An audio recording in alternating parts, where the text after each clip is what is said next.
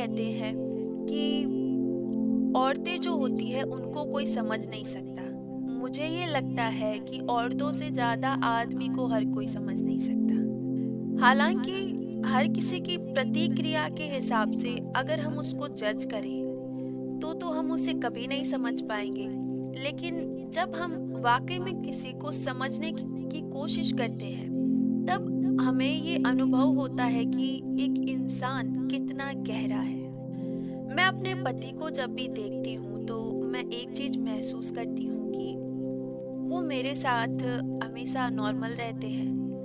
बहुत कम बार वो मेरे साथ बुरा व्यवहार करते हैं और जब भी करते हैं तब मेरे भीतर एक सवाल छोड़ जाते हैं कि आखिर क्यों। क्योंकि उस वक्त ना तो कोई इतनी बड़ी बात होती है और न ही ऐसा कुछ खास कि वहां पर इतना ज्यादा रिएक्ट करना चाहिए, लेकिन वो रिएक्ट कर जाते हैं। फिर जब कहीं ना कहीं मुझे वो चीजें समझ आने लगी तब मुझे पता चला कि वो रिएक्शन एक्चुअल में मेरे लिए नहीं था। वो उनके भीतर का जो एक फ्रस्ट्रेशन होता है वो था। क्योंकि आदमी क्या करते हैं, अपनी प्रॉब्लम किसी को बताते नहीं, वो गुस्सा दिखाते हैं। आदमी अपने परेशानियों को औरतों की तरह गाकर या रोकर किसी के सामने प्रदर्शित नहीं करते, या वो अकेले बैठ जाएंगे या वो किसी नशे का सहारा ले लेते हैं। और खास तौर से आज का जो जीवन है जो इतना भयानक होता जा रहा है एक पुरुष के लिए, चाहे कितनी भी महिलाएं रो कि हमारे पास ये नहीं वो नहीं, बाहर के जीवन में एक पुरुष जैसा जीवन जी रहा है ना, यकीन मानिए कि औरतें उनसे अच्छा ही जीवन जी रही है।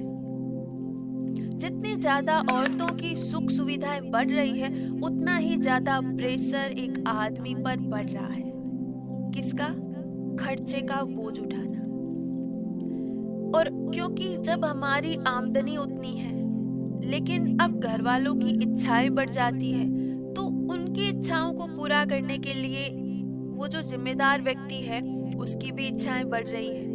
और कहीं ना कहीं जब उसे उनमें एक हार नजर आती है कि वो पूरा नहीं कर पा रहा तो वो खुद को ही दोषी मानता है। तो क्या ये सही है? नहीं। पता है बाहर की दुनिया में सबसे सबसे ज्यादा इम्पोर्टेंट क्या है आदमियों के लिए? उनकी रेपुटेशन। वो जहां पर भी जाए लोग उनको जाने, उनकी इज्जत करें, न कि उनके बारे में बुरा कहे। उनके पास पैसे हो, वो चार लोगों के सामने अपनी बात रख सके। तो कई बार हम अपनी उन एक्सपेक्टेशन को पूरा करने के लिए लोड ले लेते हैं। एक होता है कि बेसिक जरूरतें जो कि हम सबको चाहिए होती है और हम वो कर भी सकते हैं, वो कोई बड़ी बात नहीं है। लेकिन हम पिसते कब है? जब हम कुछ भी एक्स्ट्रा चाहते हैं। और कब? जब हमारे ऐसे हालात ही ना हो। हम अगर किसी भी चीज को लोड लेकर करते हैं तो उसका कोई अर्थ नहीं। हम अपने शरीर से भी जाते हैं, हमारी इच्छाएं वो पूरी तो नहीं होती लेकिन वो हमारे ऊपर पता है एक निराशा की छाप छोड़ जाती है कि हम नहीं कर पाए। और एक आदमी बहुत जल्दी निराश हो जाता है। कहीं ना कहीं वो अपने घर वालों की खुशी का जो जरिया है वो अपने आप को मान लेता है, और होता भी है। क्योंकि बच्चे, परिवार सब उनके आगे जाकर फरमाइश रखते हैं कि हमको ये चीज चाहिए। अब बहुत इच्छाओं के बीच में फंसा वो आदमी कहीं ना कहीं इतना अकेला महसूस करता है कि वो पूरा जीवन उस परिवार के लिए जीता है। उसके सपने क्या थे अब उसको याद ही नहीं रहते।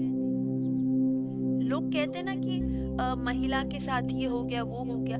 पता है कि मैंने ये चीज महसूस की है कि एक आदमी भीतर से जितना वो अपने परिवार के लिए या है ना अपने उस जो बाहरी दिखावे के लिए भीतर जितना फंसा हुआ है ना, मुझे नहीं लगता कि उतना वो कभी जी भी पा रहा है ढंग से। एक जिम्मेदार व्यक्ति के साथ प्रॉब्लम्स भी बहुत आती है।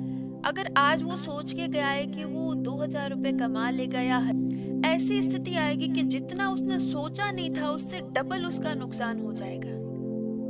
और ऐसी स्थिति में उसके सामने जो सबसे सबसे बड़ी चीज आती है कि आखिर मेरे साथ ऐसा क्यों?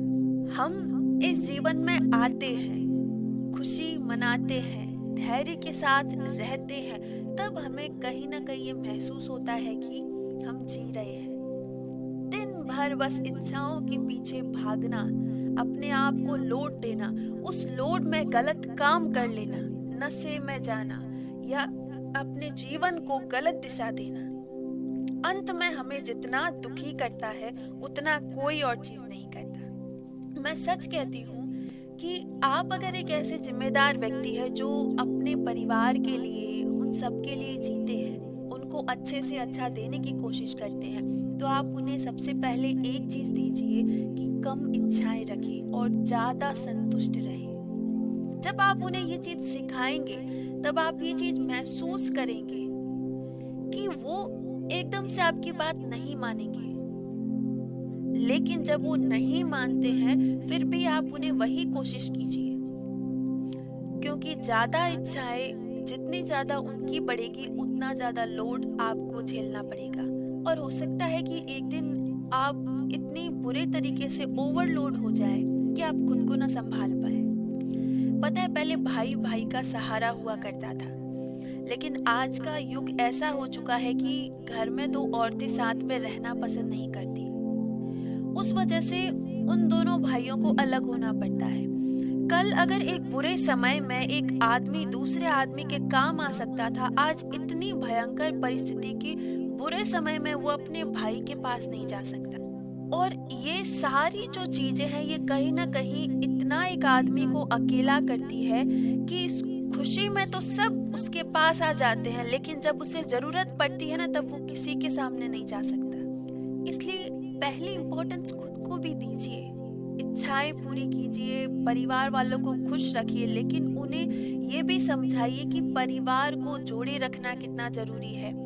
ज्यादा इच्छाओं से कुछ नहीं होता, इस जीवन को अच्छे तरीके से जीना कितना जरूरी है। एक आदमी को सच कहूं ना तो एक वक्त ऐसा भी आएगा कि उसका पिता भी उसको नहीं समझेगा, जबकि वो खुद उन चीजों से गुजर चुका है। उसकी माँ वो भी उसको नहीं समझ पाएगी, उसकी पत्नी, उसके बच्चे। जब वो अकेला महसूस करेगा तब वो खुद से टूटने लगता है। ऐसे समय में खुद को संभालना और हमेशा एक बात याद रखना, सबसे पहले अपना जीवन और उसमें खुद को संतुष्ट रखना, खुश रखना, बाकी सब परमात्मा पर छोड़ देना। मेरे इस वीडियो में सबसे जो बड़ी बात कही गई है यही कि हर काम को धैर्य से करना। आज अगर 2 कमरों की इच्छा है और अगर आप एक बना सकते हैं तो आप दूसरे कमरे का लोड मत लेना। जब आप उस कमरे में बैठेंगे और जब आपके ऊपर कोई लोड नहीं होगा तब जो आपको खुशी होगी वो आपको दिमाग में चिंता लेकर आप बंगले में बैठ जाएंगे ना तब भी वहां आपको सुख नहीं मिलेगा। इसलिए बाहरी संसाधनों में सुख पाने के बजाय खुद में संतुष्टि देखिए और सबसे बड़ा गुण उतारिए अपने जीवन में, धैर्य से काम लीजिए। आज नहीं तो कल, कल नहीं तो परसों होगा। मैं प्रयास करूंगा और अगर ना भी हुआ तो कोई गम नहीं, क्योंकि जीवन में कुछ भी स्थायी